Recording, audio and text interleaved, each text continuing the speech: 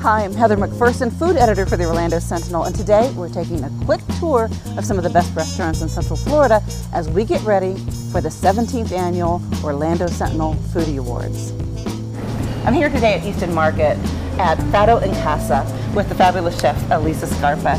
Tell me, when you designed this stall, so to speak, in this wonderful food hall, what were you thinking? What was your philosophy? Obviously, I was born and raised in Italy, so when I moved to the United States, one of the things I was missing the most were really my family and my food. So what I grew up around was a kitchen table, always fresh food.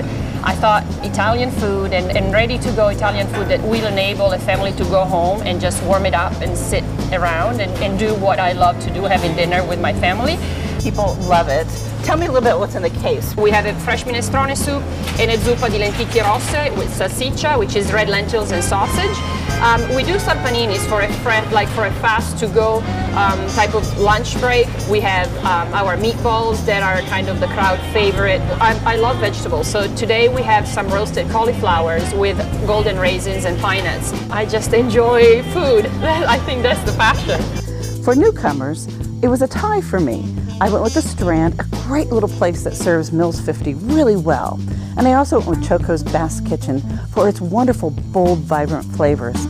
But you went with the Coop, which was designed by someone who's not a newcomer at all, the person who brought us Four River Smokehouse. When you developed the Coop, what were you looking to fill here in the marketplace? What was your philosophy? Well, this one, consequently, was actually easier for me than the smokehouse, because this is the type of food that I grew up eating.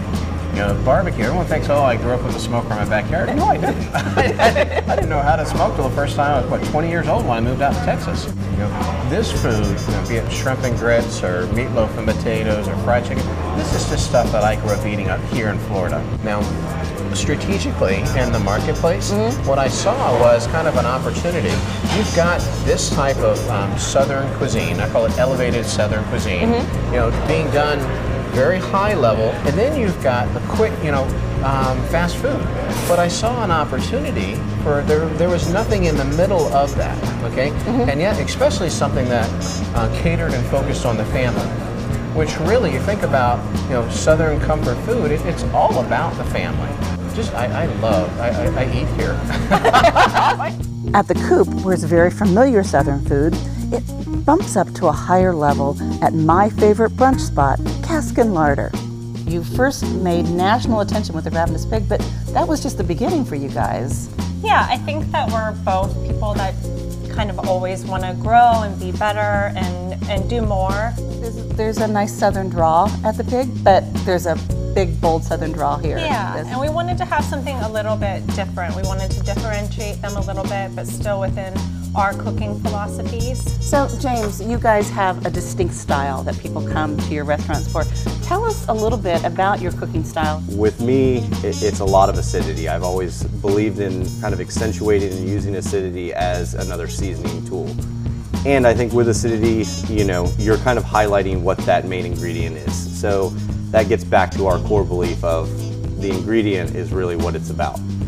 So using things when they're supposed to be used, whether it's fish, whether it's produce, whether it's cheese. I think the public is very, very educated now on food. I think it's become a hobby of Americans, and it's great for us. For power lunch, I went with the Rustic Spoon, a place that sits right in the heart of downtown Orlando. Kathleen, tell me a little bit about your style of cooking. If you've just gotten into Orlando, what will guests expect when they come to the Rustic Spoon? They should expect seasonal and local. I source locally and I call it farm to table, sensible and seasonal. Great ingredients, very simply prepared. This downtown Church Street scene is becoming vibrant again.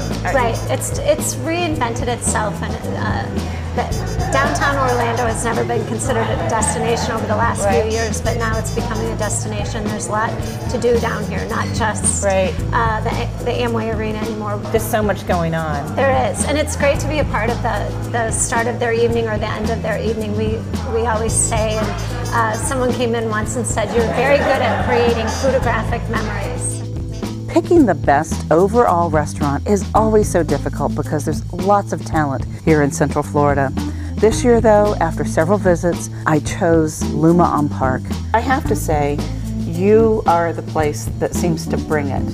I mean, you're like the total package. I mean, service, everything is consistent. What is your philosophy in the kitchen when you're bringing these meals to people here?